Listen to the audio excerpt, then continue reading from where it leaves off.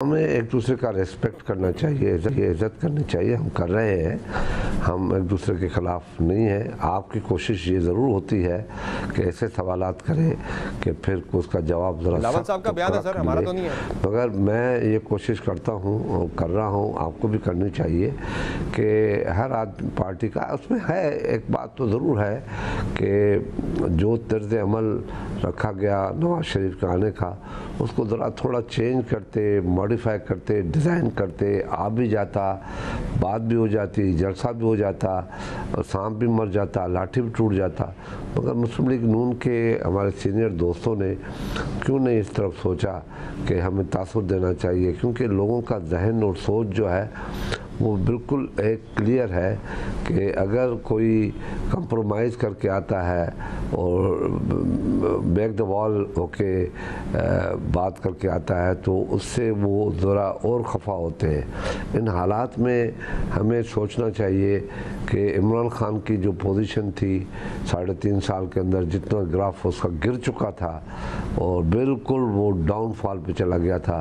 हमारी बेहतरी पाकिस्तान के लिए या पाकिस्तान के लिए बेहतर सोचना वो काम आया कि हमने 16 महीने के लिए इलेक्शन हुकूमत में चले गए। इसी बेहतरी के लिए तो कुछ बेहतर हो जाए, उसके बावजूद भी हमसे लोग सवाल पूछते हैं कि आप 16 महीने क्यों गए। तो लोगों की सोच आजकल नेगेटिव है। वो कहते हैं कि जो लड़ेगा वो हमारा हीरो वो होगा।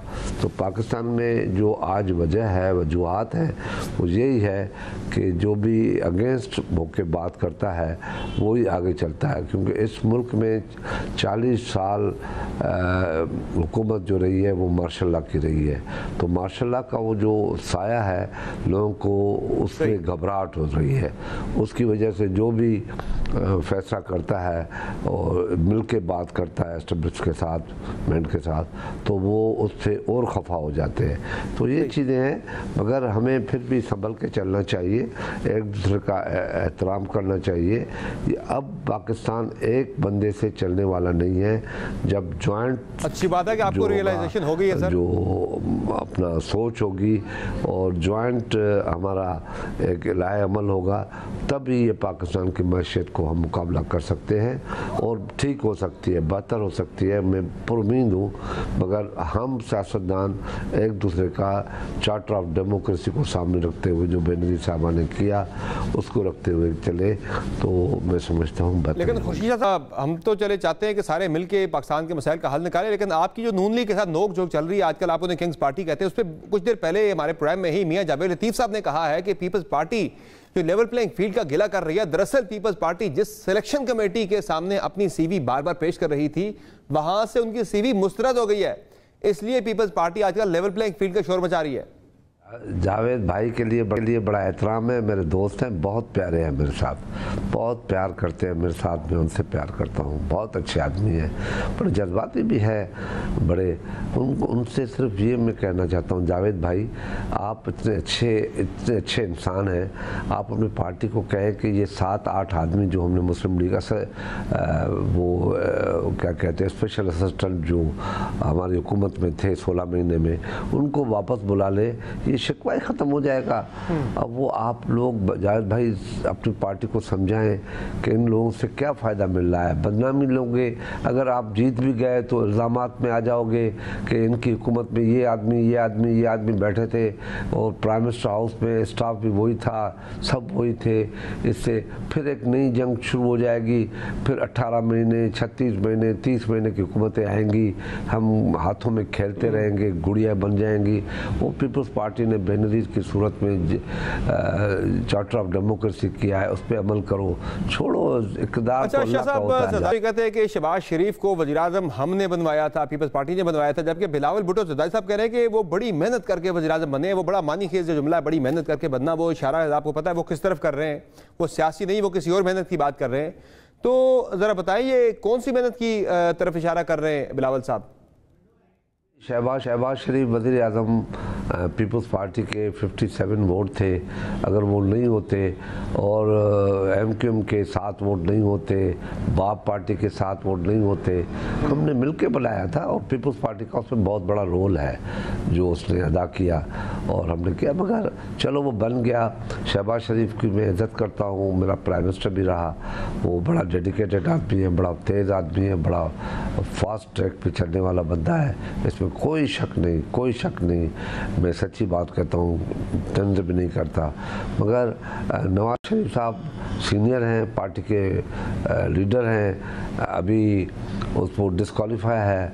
अभी ये मुश्किल नज़र आ रही है उनको कि भाई अगर हम इसकी डिस्क्वालिफिकेशन ख़त्म करेंगे तो इमरान खान की भी डिस्क्वालिफिकेशन ख़त्म करनी पड़ेगी इनको।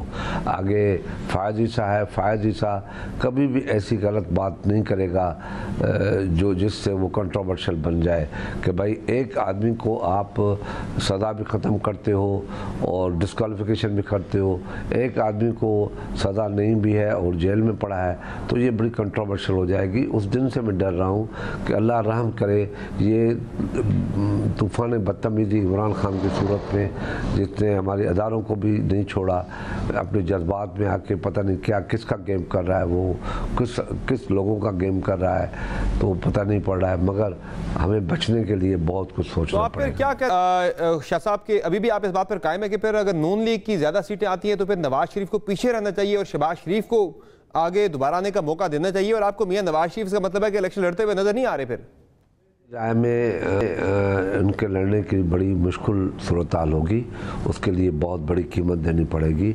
उस कीमत के बाद कौन बनता है करोड़पति, वो अलग बात होगी। किस तरह की कीमत आप बात करें शाह साहब? और दूसरा, ये नून लीग सिंध में कदम जमा रही है आजकल जाके, और इससे पहले आपकी मुफाहमत रही है उनसे, अब वो एमके और पीर पगाड़ा से भी इत्तेहाद की कोशिशें कर रही है। नून लीग तो सिंध में पीपल्स पार्टी को टफ टाइम देने के लिए इस वक्त हाथ पांव मार रही है, तो आप भी फिर पंजाब में नून लीग को टफ टाइम देने के लिए कोई तहरीक इंसाफ के साथ, दीगर जमात के साथ कोई इत्तेहाद का इरादा रखते हैं?